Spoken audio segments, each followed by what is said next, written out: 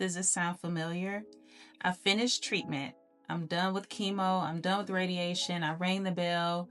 But now everyone around me just expects me to get back to normal, like I'm okay. And I'm not okay. I look like I'm okay on the outside, but I'm really not. And if you've ever felt this way or said this to a friend, you're in good company, because the truth is that most people feel this way after cancer treatment. My name is Tiffany Sharifi, and I'm a licensed counselor and certified sex therapist. And over the years of counseling over 100 people diagnosed with cancer, and sometimes their partners as well, when I'm doing couples therapy, I hear almost the same things from people. And one of those areas that people don't feel like themselves in is their sexual health. I've noticed to be true, and I've seen this in my practice, and we know that research shows about 83% of adults diagnosed with cancer have some type of sexual health challenge. We also believe that number is underreported, so likely most people diagnosed with cancer will have some type of sexual health concern or issue that they're dealing with. But here's the thing, only about 25% of those people say that their medical team even brought up that they would have sexual health side effects. So in that regard, it does make people feel like, am I normal? Am I the only one going through this? And worst of all, some people feel like because it wasn't brought up, there's no help or support for them. And that's just not true.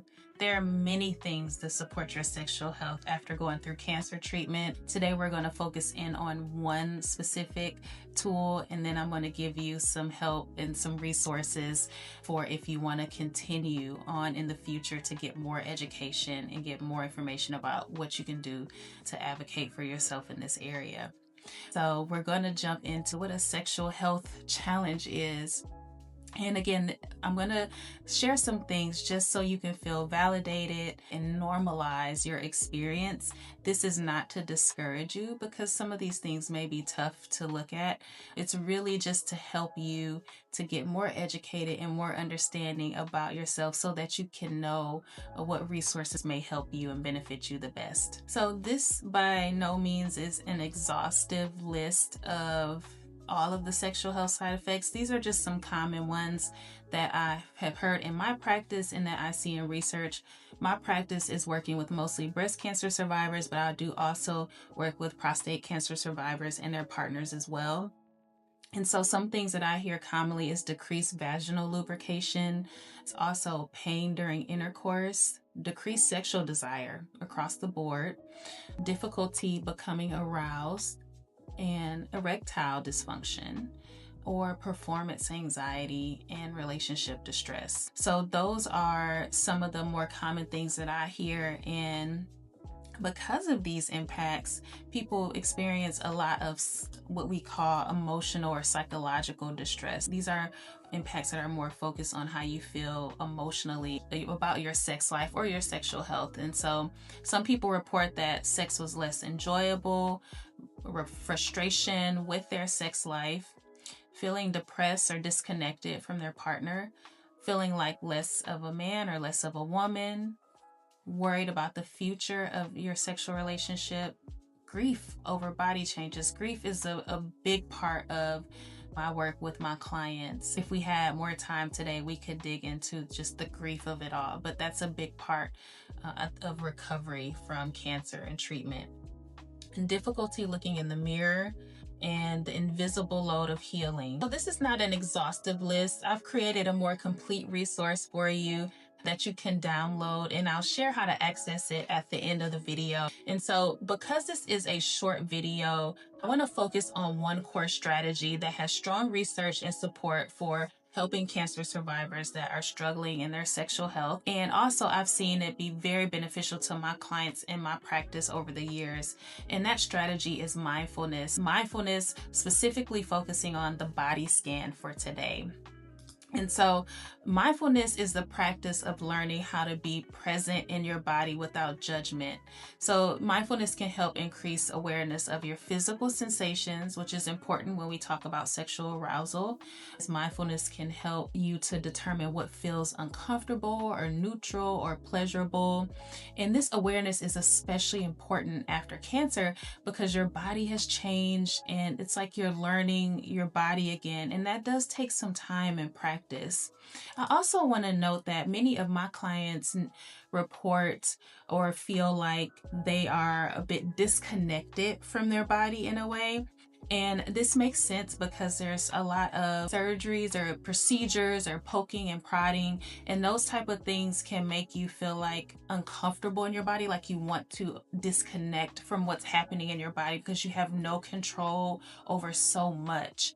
And so, in order to get through treatment, people note or share with me that they've kind of disconnected from their body so they can just do the next chemo infusion, the next radiation appointment, the next surgery, and that just gets them through.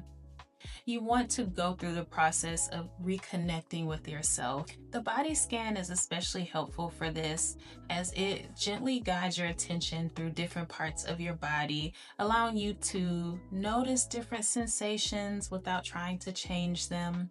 Mindfulness, again, some do's and don'ts. Some people try to meditate or practice this to music. Traditionally, you wouldn't have any music or any other outside sound sources playing. You want to ensure that you're not falling asleep, so you're not too tired when you do it. You want to avoid drifting off to sleep during it. The goal is to fall awake so you stay alert and present. So this, again, these are just some kind of do's and don'ts. It's not about forcing it, relaxation, or forcing pleasure. It's just about gathering information. You're learning about yourself. You're practicing turning your attention back towards your body and getting information again so that you can know what's happening in yourself and then be able to communicate this information to people around you to get support. I want to share that some people find it very challenging to do something like this. I like to make it accessible and tell people just to set a timer for 5 minutes and start there. And in that way, you don't feel overwhelmed. The goal is to work up to longer periods of time, but just jumping right into 30 or 45 minutes of meditation with no music or stimulation is a lot for some people. So I do tell people to just start with a few minutes, setting a timer for just a few minutes. So if you're in your bed or in just a comfortable seated position, you don't want to sit up too straight and arch. You want to make sure that you're seated in a comfortable position where you're not slouching or not arching. I'm looking at myself in the camera to make sure I'm demonstrating this properly.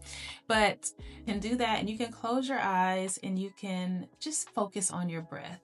So you don't have to worry about doing a deep breathing practice during this. You're just focusing on how the breath feels going in and out of your nostrils, and you're just bringing your attention to your breath. So once you do that for a few minutes or even 30 seconds, it doesn't have to be that long, you can start to turn your attention to different parts of your body. So let's say, again, just have a few minutes and you're like, okay, I'm going to focus on my back for today. And so you just bring your attention to your back, and you want to focus on what sensations you're observing about your back. If it feels tight, if there's any aches or pains, or does it just feel neutral, like nothing at all? And again, you just work your way up. I like to start from the feet and work my way up to the top of my head. But again, if you're short on time, just pick a body part and turn your attention there. It's just the practice of it. If your mind wanders, it happens to a lot of people, all you need to do is just observe, and you can kind of just let that thought pass. Research shows that mindfulness can reduce sex-related distress and improve aspects of sexual functioning in cancer survivors, such as increased lubrication, arousal, and things like that. So it's a wonderful practice to have as you're healing after cancer and treatment. And one last thing I want you to know is that research shows that education around sexual health itself reduces distress. So just understanding what's happening in your body and how that impacts your relationships can reduce that distress. And so that's your bonus strategy. The fact that you've watched this video, you've educated yourself on some side effects, normalize that in your own heart, I hope. That takes you a long way in your healing and in your journey. So mindfulness is just one of many techniques and many things that could be beneficial to you. There's things like trauma-informed yoga and couples therapy, sex therapy. If you're looking for a sex therapist in your area, I wanted to put the ASEC directory up here. This is how you can find a certified sex therapist in your state. And then also, this is just one small bite, and it was hard to keep this video short because there's just so many resources and so much support. So this was just the tip of the iceberg of the support that's out there. So I encourage you to please sign up for the newsletter here. You can use this QR code and sign up, and you'll get research-backed guidance on sex and body image after cancer, resources that I create, events, and some free downloads as well. So that is all I have for you today. My hope is that you walk away feeling validated, educated, and empowered wherever you are in your journey of navigating life and sex and intimacy after a cancer diagnosis. My heart and my vision is to see a world where sexual health and body confidence after cancer are honored and supported and recognized as a vital part of survivorship. Again, I've created this free resource for you, so you can scan this QR code to get that resource of that longer list of potential sexual health side effects that can come about after cancer and treatment.